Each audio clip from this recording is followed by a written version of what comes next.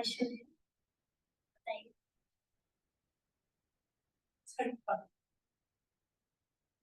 धारणा हम लोग करना कर भी धारणा जो होता है वो पार्ट कर रहे हैं पुरुषार्थ स्पेशली धारणा सिक्योरिटी की धारणा लगे हैं तो इसको करना या इसका एफर्ट करना भी अच्छा है एफर्ट हो जाए। देखो आत्मा के 7 गुण है, उसमें से एक गुण पवित्रता है।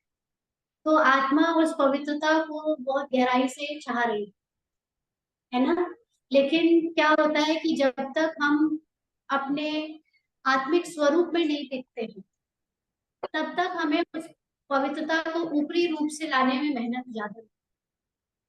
आपको उसके लिए बोल कर या कभी अपनी बाहरी शक्ति स्वरूप से आपको वो शो करना पड़ता है।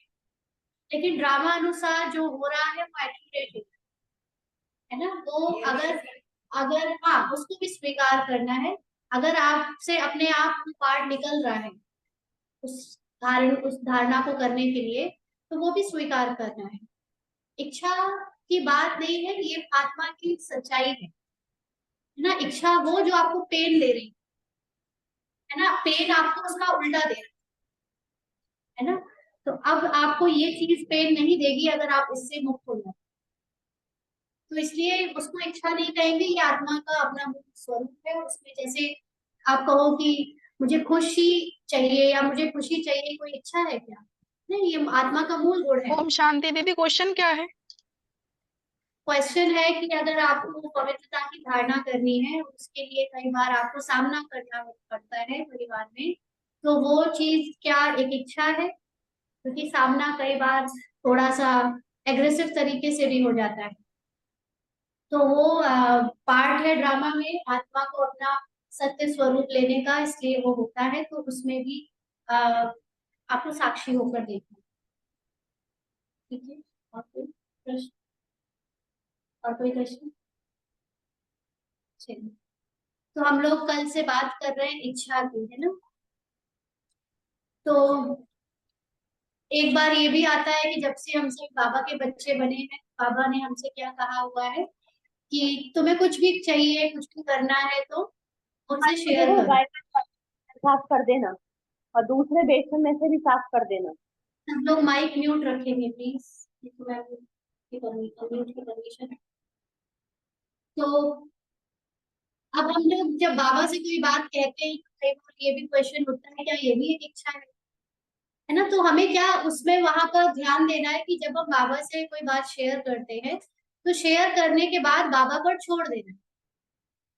अब बाबा उसको पूरा करे या ना करे, इसका हमें पीछे से फॉलो अप नहीं करना है, इच्छा नहीं करना है, बाबा से कहकर छोड़ देना है, दैट्स इट।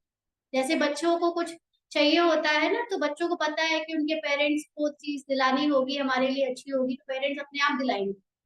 और वो बार बार जब पीछे पड़ते हैं, तो पेरेंट्स भी फिर समझ जाते हैं कि ये इच्छा इसकी एक तरह से गुलाम हो गई है, मतलब ये इच्छा का गुलाम हो गया है ना। तो बाबा से कोई बात कहना बुरा नहीं है, उसको इच्छा नहीं कहेंगे, लेकिन बाबा पर छोड़ देने के बाद उससे मुक्त होना है।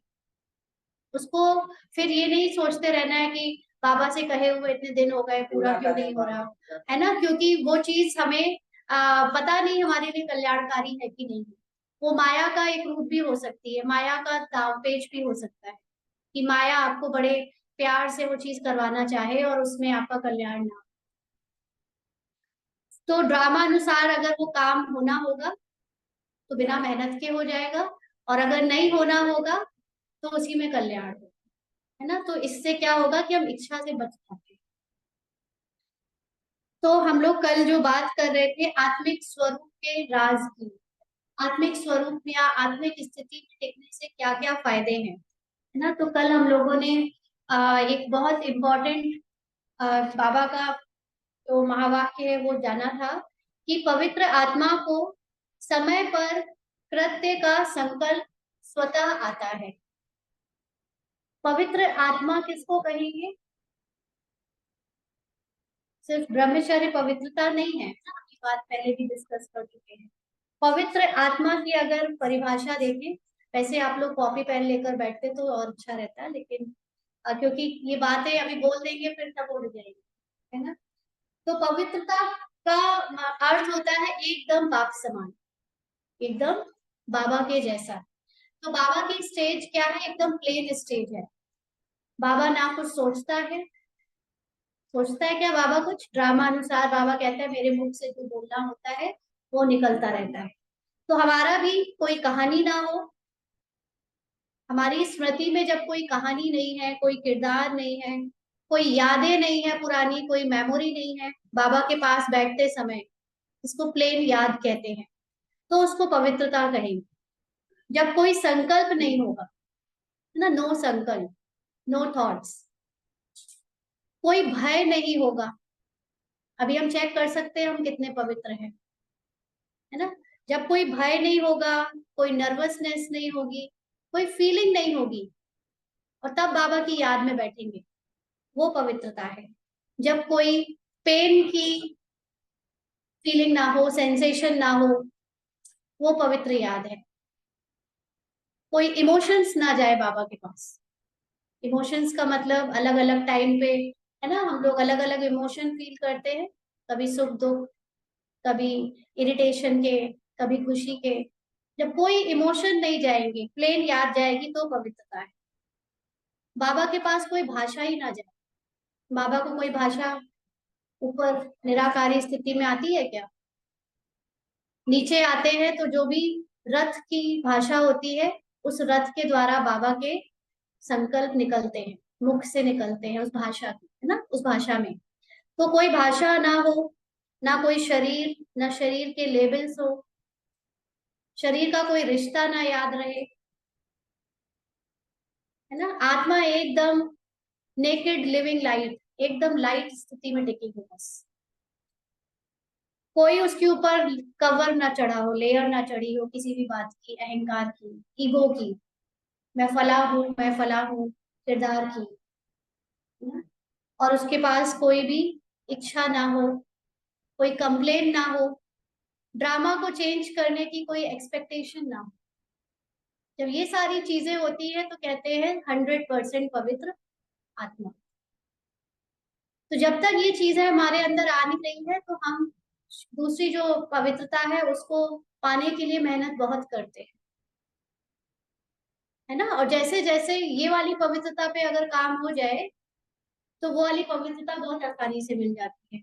लेकिन फिर भी इस पवित्रता को लाने में, समझने में टाइम लगता है। तो अगर वो पवित्रता लाने में भी ड्रामा अनुसार जो पार्ट चल रहा है, उसको साक्षी होकर देखना है, उसको भी रेजिस्ट नहीं करना है, ठीक है।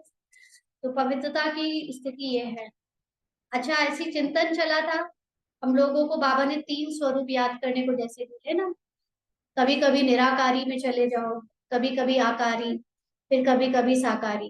तो ये जो आकारी फरिश्ता स्वरूप है, ये तो हमने समझ लिया कि फरिश्ता एक स्थिति है ना। कोई ट्यूबलाइट नहीं है कि हमारे शरीर में लाइट चमकने लगेगी और हम फरिश्ता बन जाएंगे।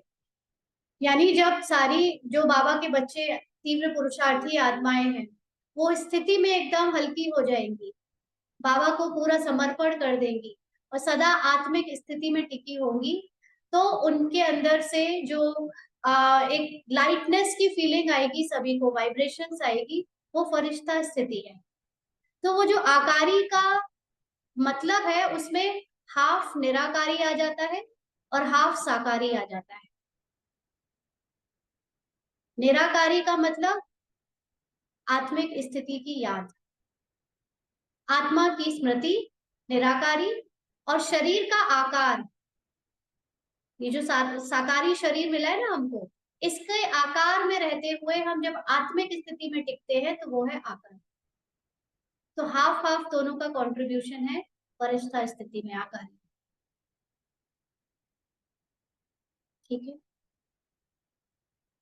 तो अभी हम लोग, बाबा ने फिर ये भी बोला हुआ है कि जो आत्माएं अपने आत्मा के देह, अपने आत्मिक स्वरूप की स्मृति में टिक जाती है, आत्मिक स्वरूप की स्थिति में होने से उनके सारे कार्य क्या होते हैं? अपने आप होते हैं, स्वतः होते हैं, और उनका सारा पुरुषार्थ भी स्वतः होता है। उस पुरुषार्थ में ये सारा पार्ट आ सकता है ना, जो चल रहा है उसमें कोई बुराई नहीं है, यही ड्रामा में ऐसे ही होना था। सोचने कहाँ लगे, इसके बारे में क्यों सोचने लगे वो सही है कि गलत है, ड्रामा में वही होना था। एक्सेप्ट करना, बस यही है। हाँ ना डर ना हाँ, प्रेजेंट प्रेजेंट को एक्सेप्ट कर लो, जो चल रहा है प्रेजेंट में जो थॉट आ रहा है वही ड्रामा दे रहा है। क्या देगा एक सेकंड के बाद में या क्या बीत गया वो नहीं, प्रेजेंट में जो आता जा रहा है वही ड्रामा का थॉट है। तो जब हम आत्मिक स्थिति में टिके होते हैं तो अपने आप वही होता है जो होना होता है, नहीं तो बहुत वेस्ट चलते हैं ना। घर में आपको कोई काम करना है, जैसे कल ही बात कर रहे थे, एक काम को सोचते रहते हैं एक हफ्ते से, अभी करें कब करें, आत्मिक स्थिति में नहीं टिकते तो वो काम भी होते नहीं, और संकल्प कितने व्यर्थ चले जाते हैं। जैसे बाबा ने आज कहा ना, विकल्प, विकल्प का मतलब क्या, ऑप्शनल, आज करें कल करें ये करें वो करें। और जो आत्मिक स्थिति में टिका होगा उसको बस एक बार में एक ही थॉट आएगा और वो काम हो जाएगा, ड्रामा आपसे वो करा ले। तो इसको एक कहावत के रूप में हम याद कर सकते हैं ना, वो क्या कहावत थी कल, एक ही साधे सब सधे, सब साधे सब जाए। सिर्फ एक चीज को अपनी प्रैक्टिस बना लो, और वो है आत्मिक स्थिति में टिकने की, तो बाकी कोई मेहनत नहीं करनी पड़ेगी, सब टिक जाएगा, पूरा ड्रामा आपसे बैलेंस हो जाएगा। और हम क्या करते हैं कि हम इसको ठीक कर रहे हैं, उसको ठीक कर रहे हैं, सुबह से रात तक की हमने काम की कई लिस्ट बना रखी है और वो हम पूरी नहीं कर पाते, और सोचते हैं कि ये इससे फुर्सत मिले तो आत्मिक स्थिति बने, जबकि आत्मिक स्थिति बना लो तो वो सारे काम अपने आप हो जाते है ना। तो ऐसे आज का ही हमारा अनुभव है, सुबह से कुछ सोचा था कि ये काम करेंगे, दो तीन काम, उसके बाद थोड़ा सा बॉडी में सेंसेशन, थोड़े से चक्कर से फील हुए तो सोचा छोड़ो, थोड़ा रेस्ट कर लेते हैं, है ना। तो बस रेस्ट में ही बैठे थे और आत्मिक स्थिति में टिके रहे, पता नहीं बॉडी कब उठ गई, और एक्यूरेट टाइम पे उसने वो तीन काम की लिस्ट की, तीनों काम हो गए यहाँ आने के पहले। सारे काम छोड़कर सिर्फ बैठ गए, बैठ क्या, लेट गए थे, लेकिन लेटते समय वो आत्मिक स्थिति में टिक गए थे, और फिर वो कहाँ चक्कर चले गए, कहाँ बीमारी चली गई, पता नहीं, सारे काम हो गए। नहीं तो क्या होता, मेहनत करते रहते, पता नहीं वो तीनों काम होते भी कि नहीं होते, और बॉडी को के सेंसेशंस अलग महसूस हो रहे होते, है ना। तो ये बस होता है, पुरुषार्थ भी वही बाबा ने कहा ना, बस होता है, आपको सिर्फ इतना ध्यान देना है कि मैं इस समय प्रेजेंट में आत्मिक स्थिति में टिक जाऊं, दैट्स इट, है ना। तो आत्मिक स्थिति या आत्मिक स्वरूप में स्थित आत्मा को एक तो परमात्मा की स्वतः याद आती है, जो बाबा की याद कही है ना, उसको अलग से फिर करने की जरूरत नहीं होती। आप आत्मिक स्थिति में टिके मतलब बाबा की याद है ना। तो इससे कुछ और भी फायदे हैं ना, और परमात्मा की यथार्थ याद से ही आत्मिक स्वरूप में स्थित आत्मा को आत्मिक स्थिति स्थायी होती है। माना कई बार हमको लगता है कि हम योग लगा रहे हैं, हम प्रैक्टिस कर रहे हैं, मेडिटेशन कर रहे हैं, लेकिन वो आत्मिक स्थिति आपकी यथार्थ तब मानी जाएगी जब आपकी स्थिति बाबा के समान हो, बाबा के समान होगी।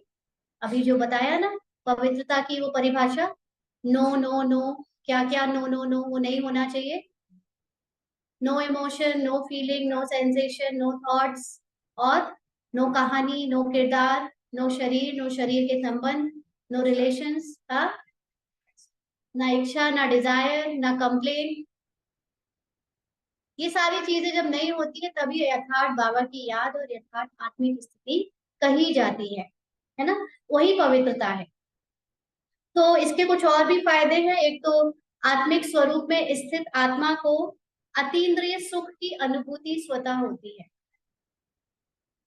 ना, एक out of the body experience होता है जब आत्मिक स्थिति में होते हैं, तो ये शरीर का भान ही नहीं रहता, बहुत हल्कापन, आनंदमय स्थिति रहती है, भूले हुए होते हैं ड्रामा को उस समय, और सारा पेन तो ड्रामा से ही मिल रहा है, जब ड्रामा ही याद नहीं, क्या होगा? झूलोगे आनंद के झूले में, है ना? फिर आत्मिक स्वरूप की स्थिति में आत्मा के द्वारा सेवा स्वतः होती है। अभी सेवा लेने के लिए कितनी मेहनत करते आए, है ना? कि सेवा के लिए भाषण भी सीखे, सेवा के लिए दूसरों से सीखे, कुछ काम सीखे या मांगे, है ना? या जगह जगह जाकर एक एक को पर्चे बांट रहे हैं, इस तरह की मेहनत भी करी है, सब कुछ किया है। वो भी जरूरी है देह भान तोड़ने के लिए ना। ऐसा नहीं कि आप एकदम आत्मिक स्थिति में कोई नया आएगा और टिक जाएगा। पहले तो अपना बॉडी का जो भान है, जो अहंकार है, ईगो है, उसको तोड़ने के लिए वो स्कूल जो मेहनत करी है वो भी जरूरी है। लेकिन कई बार किसी किसी की वो मेहनत एकदम निल होती है, मतलब उसको करने की जरूरत ही नहीं पड़ती, वो भूल जाता है तुरंत, है ना? तो कुछ भी ऐसा जरूरी नहीं है कि पहले हम वो करें और फिर हम आत्मिक स्थिति की प्रैक्टिस करें। नए लोग आए हैं, नई आत्माएं जुड़ी हैं, डायरेक्ट ये स्थिति की भी प्रैक्टिस कर सकते। तो आपको अगर ऐसे बाहर सेवा का मौका या सेवा का पार्ट नहीं है उस तरह से, तो कोई बात नहीं, आप तो बस आत्मिक स्थिति में टिको। आपसे वही वाइब्रेशंस कईयों को कैच होंगी और फिर उनको जो भी चाहिए आपसे वो मिलता रहेगा। क्योंकि जब आप अपने को आत्मिक स्थिति में टिकाते हो तो अपनी सतो प्रधान अवस्था को महसूस करते हो। आज बाबा ने क्या बोला कि बाबा क्या है? सदा गोल्डन एजेड। मुरली में कहा है ना बाबा ने, बाबा सदा गोल्डन एजेड है, यानी सतो प्रधान है। और आत्मिक स्थिति में टिकना भी बाबा के समान बनना होता है, यानी हम भी क्या हो गए? गोल्डन एजेड, सतो प्रधान। तो जब मैं सतो प्रधान आत्मा हूँ तो मैं, मेरी दृष्टि फिर सबके प्रति भी उसी सतो प्रधान अवस्था में पड़नी चाहिए। ड्रामा के किरदार से किसी को नहीं देखना है। जैसे कि बहन अगर कहती है या दिखता है कि इनके शरीर में तकलीफ है ना? लेकिन मैं ना इस बहन को या इस आत्मा को कैसे देख रही हूँ कि इसकी जो सतो प्रधान अवस्था है वो तो एकदम कंचन काया, निरोगी स्वस्थ शरीर, सदा सुखी, पवित्र, एकदम शांत। ये है इसका असली अनादि स्वरूप। बस यही मुझे पता है, मुझे इसके अलावा कुछ नहीं पता। आप क्या बताते हो मुझे नहीं पता। ये बहन बताए कि मुझ में कॉन्फिडेंस कम है, मुझ में अपनी बात रखने की क्षमता नहीं है, भय बहुत है। मुझे नहीं बता, समझ में आ रहा वो सब। मैं तो सिर्फ इनको देख रही हूँ इनके अनादि स्वरूप पे कि ये तो बहुत पवित्र, बहुत ब्रेव, है ना, शक्तिशाली आत्मा है। इसके अंदर सहन करना, समाना और निर्भय रहना सारी शक्तियां हैं। सतो प्रधान अवस्था में इस आत्मा को देख रही हूँ। ये बहन बोले कि मैं तो बहुत बुजुर्ग हो गई हूँ, है ना, कि आप भी तो, मुझे दिखता नहीं, चलने में दिक्कत आती है, मैं तो कुछ कर नहीं पाती हूँ सेवा। मुझे कुछ नहीं सुनाई दे रहा, मुझे सिर्फ इनका सत्य स्वरूप दिख रहा है कि ये आत्मा अविनाशी है, अजर है, अमर है, इसकी कोई उम्र नहीं है, न बूढ़ी है न जवान है, ये सदा की एक जैसी है। और सदा इसके अंदर शक्तियां हैं, सदा ही इसके अंदर शांति है, प्रेम है, सुख है। शरीर के पार्ट से नहीं देख रही हूँ ऐसा, है ना? ये आत्मा अगर बोले कि हमारे साथ ऐसे ऐसे ऐसे हुआ, हमारे घर में इतने दुख के पहाड़ टूटे और इतना दुख की दुनिया से निकली आई हूँ यहाँ, मुझे कुछ नहीं दिख रहा। मुझे दिख रहा है ये आत्मा सदा ही सुखी थी, आनंद में थी। कब क्या हुआ इसके जीवन में? कुछ हो, आत्मा का अपना कोई साकारी जीवन ही नहीं है। आत्मा तो सदा सुखी आनंद में है, बाबा की गोद में सुरक्षित है। तो उसके सत्य स्वरूप में देखना ही सेवा है। तो जब ये मैं आपको कब देख, आपको इस दृष्टि से मैं कब देख पाऊंगी? जब मैं पहले अपना सत्य जानूंगी और उसके भी पहले जब मैं बाबा का सत्य जानूंगी, क्योंकि मेरा स्वरूप एकदम बाबा के जैसा है। तो बाबा का कैसा है ये पता होना जरूरी है। बाबा हमें किस दृष्टि से देखते हैं ना? बाबा के पास हम जब रोते रोते भी जाते हैं याद में, या अपनी कंप्लेन करते हैं, या बचा लो इस बात से, किसी भी चीज से, है ना, तो बाबा इस रूप में मुस्कुराता होगा ऊपर। इस बच्चे को देखो, किरदार में डूबा हुआ है, इसको पता ही नहीं ऑलरेडी बंधन छूटे हुए हैं इसके, है ना? वही वाला जो कल बताया था कि अंधेरे कमरे में एक रस्सी पड़ी है, उसको सांप पकड़ के मारे जा रहे हैं। वो रस्सी है, अंधेरा हटाओ दिख जाएगा। ये सारे बंधनों की रस्सी किसने बनाई है? ड्रामा में संकल्पों के द्वारा हमारे पार्ट में बनी। लेकिन अब वो समय है जब हम एक एक ज्ञान से प्रकाशित होकर एक एक रस्सी को पहचान कर उसको छोड़ते जाए। ना मारना है ना तोड़ना है, छोड़ते जाना है बस। किसी ने अनुभव सुनाया था कि जब से मैं ज्ञान में चल रही हूँ, पवित्रता के लिए हो रही है घर में कुछ बात, पति ने डाइवोर्स के पेपर साइन कर दिए हैं, ऐसा ऐसा कुछ कुछ। हाँ, तो धमकी देता है, मेरे घर में टेंशन बहुत चल रही है और ऐसा ऐसा शेयर किया था ऑनलाइन। तो उसके सत्य स्वरूप क्या है उसका? वो जो पति नाम की आत्मा है, क्या है उसका सत्य स्वरूप? वो सदा ही पवित्र है। और ये जो आत्मा के साथ जिसका पार्ट में ये आया किरदार, वो सदा ही निर्भय है। कोई बंधन नहीं है किसी भी संकल्प का या किसी भी संबंध का। जब एक दृष्टि से देखोगे ना, तो ना पति के पार्ट में वो जो गलत करने जा रहा होगा उसको करने का मन करेगा, और ना ये जो पत्नी के पार्ट में डर डर के डर रही है कि सब लोग उसको डरा भी रहे हैं कि तुम ये छोड़ दो, ये सत्य रास्ता छोड़ दो, तुम उसी में चले जाओ। नहीं, ये आपको अपना सत्य स्वरूप के लिए स्थित करने के लिए परीक्षाएं आती है। एक सत्य स्वरूप में टिकी हुई आत्मा के साथ ड्रामा की कोई भी कमजोरी उसके साथ बुरा कर ही नहीं सकती। सामने वाली आत्मा तो ड्रामा में डूबी हुई है ना, ऑलरेडी कमजोर है। रावण सिर्फ डराता है, जिसके भी अंदर रावण का पार्ट है सिर्फ डराता है, वो खुद डरा हुआ है। इसलिए धमकी देना, डांटना, चिल्लाना, हाथ उठाना, ये सब उसके पार्ट में कमजोरी के संकल्प है। अगर आप अपने सत्य स्वरूप में निर्भय होकर टिक जाओ, तो उसकी शक्ति धीरे धीरे धीरे धीरे करके छोटी होती चली जाएगी और आपकी बढ़ती चली जाएगी। इसके लिए सिर्फ और सिर्फ आपको अपने सत्य में टिकना है और सामने वाली आत्मा को सत्य में देखना है। तो आत्मा के द्वारा फिर सेवा स्वतः होती है। फिर आपको ये बोलने की भी जरूरत नहीं, ज्ञान सुन लो, ज्ञान सुनने आ जाओ ना, ये सब बोल बोल कर अब सेवा का पार्ट ओवर हो गया। अब लोगों को इंटरेस्ट नहीं, अब आप चुप हो जाओ, जब बोलो नहीं तब आ जाओ, है ना। तो बाबा और भी बताते हैं कि आत्मिक स्वरूप में स्थित आत्मा को ईश्वरीय गुणों और दैवी गुणों की धारणा स्वतः होती है, अर्थात जीवन से स्वतः प्रकट होती है।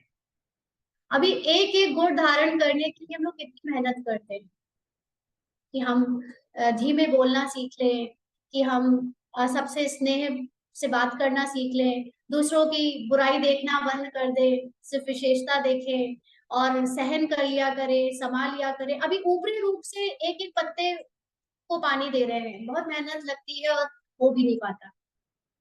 सिर्फ एक स्टेप, आत्मिक स्वरूप में टिक जाओ, बार बार बार बार बार बार बस बाबा के पास बैठ जाओ, आत्मिक स्वरूप में टिक जाओ।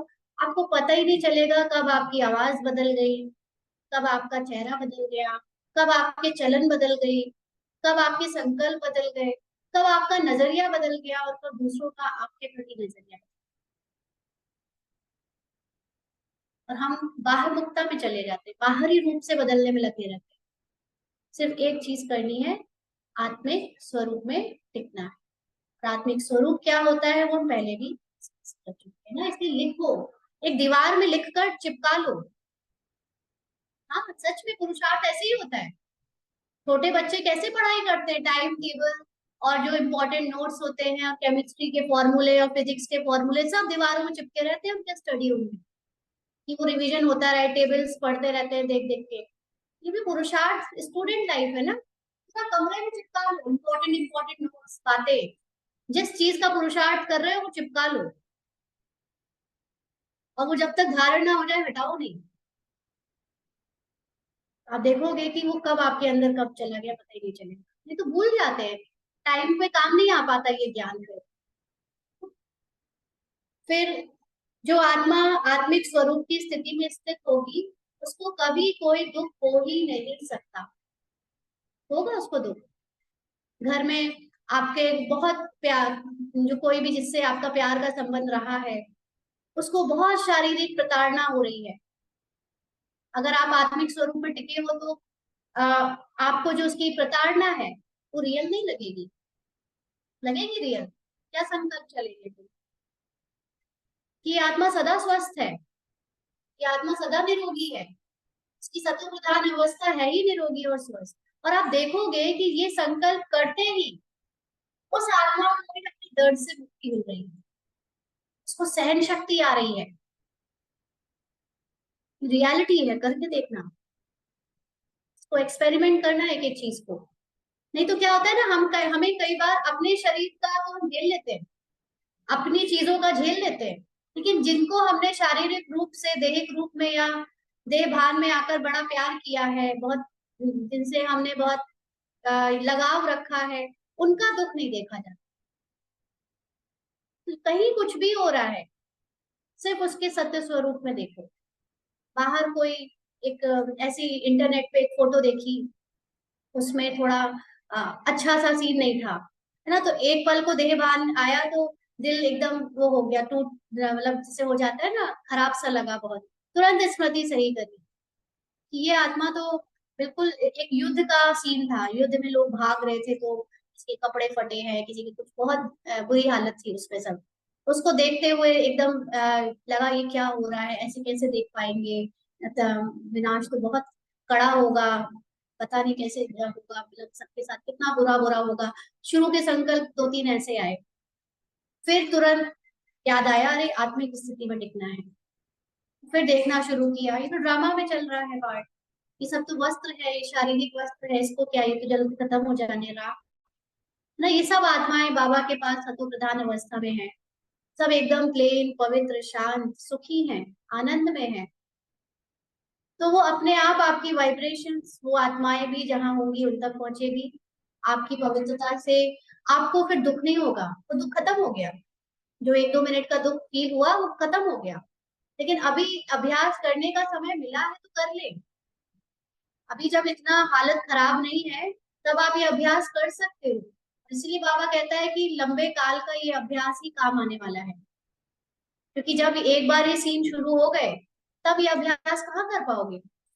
इस अभ्यास के लिए फुर्सत चाहिए, है ना। एक डायरी तो पल्लू से बांध के रखा करो अपने बैग में, जैसे ही कोई बात आए ना, अगर सोच नहीं पा रहे तो लिखना शुरू कर दो कि इस आत्मा को मैं अभी देखकर डिस्टर्ब हो रही हूँ, उसके बारे में तुरंत लिखना शुरू कर दो।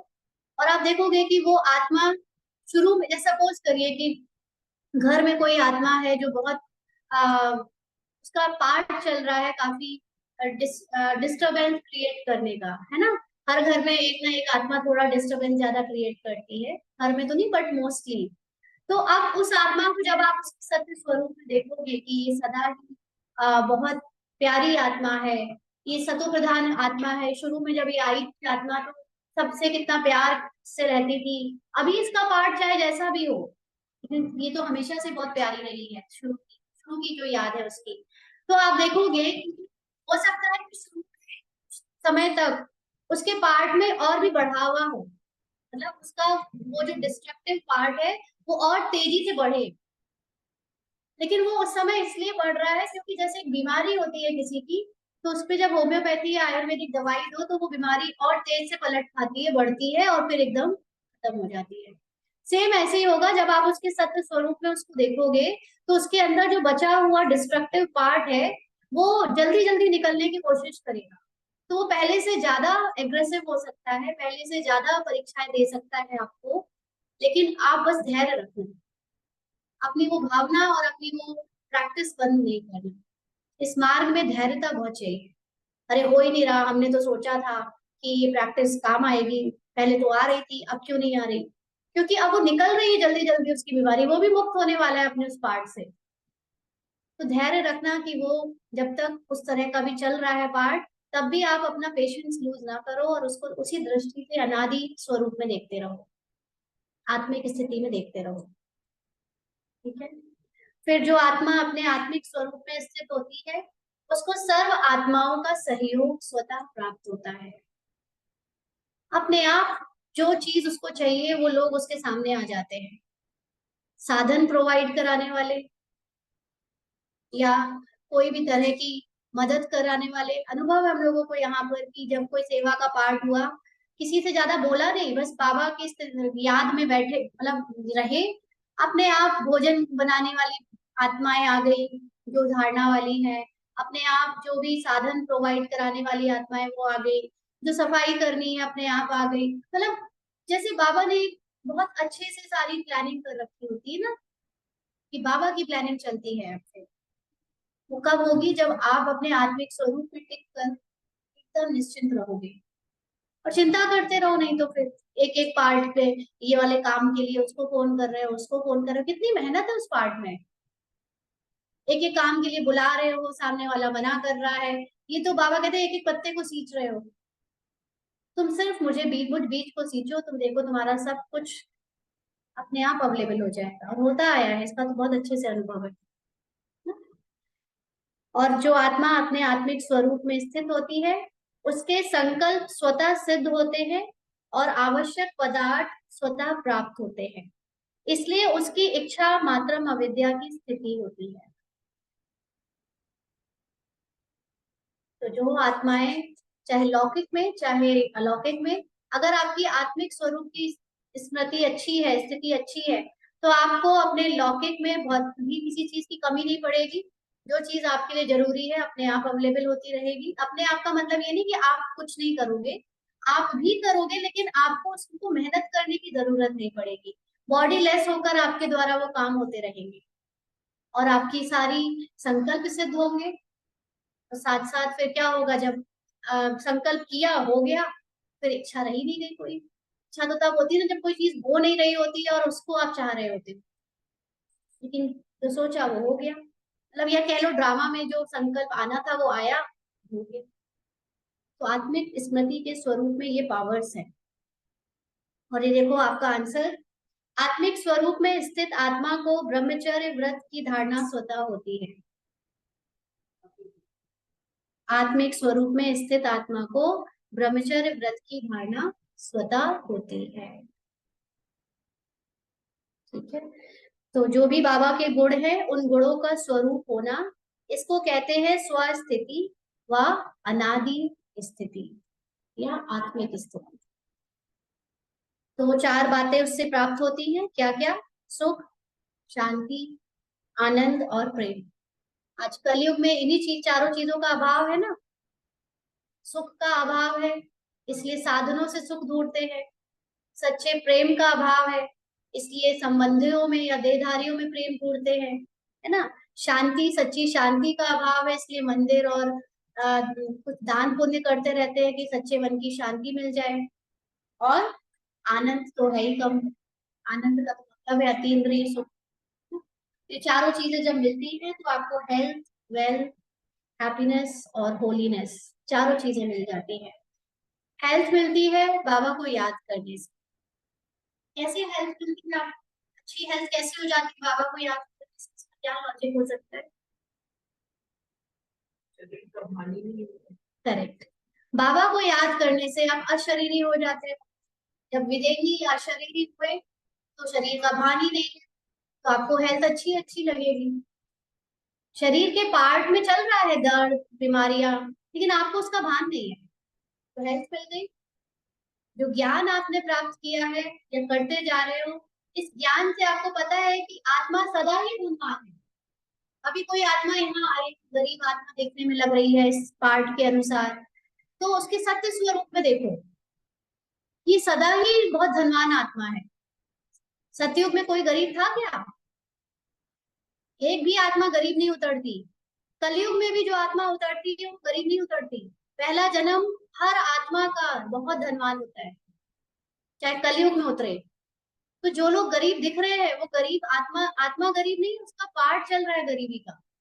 तो वो बेचारी, हम जितना उसको बेचारी देखेंगे हम और अभिशाप दे रहे हैं उसको। बेचारी नहीं देखना है उसको, आत्मिक स्वरूप में सदा ही धनवान आता है। लेकिन ध्यान रखना आत्मिक स्वरूप में।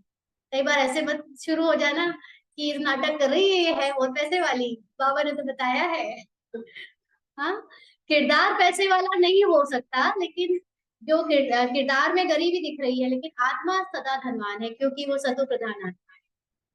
तो जब आप उसको ऐसे देखोगे ना, तो उसके अंदर भी जो गरीबी का एहसास है या दर्द है कम होने लगेगा। उसको भी अपनी हालत गरीबों वाली नहीं लगेगी। मेन बात तो यही है ना, हम अभाव की जो बात कर रहे थे परसों की क्लास में, वो फीलिंग है।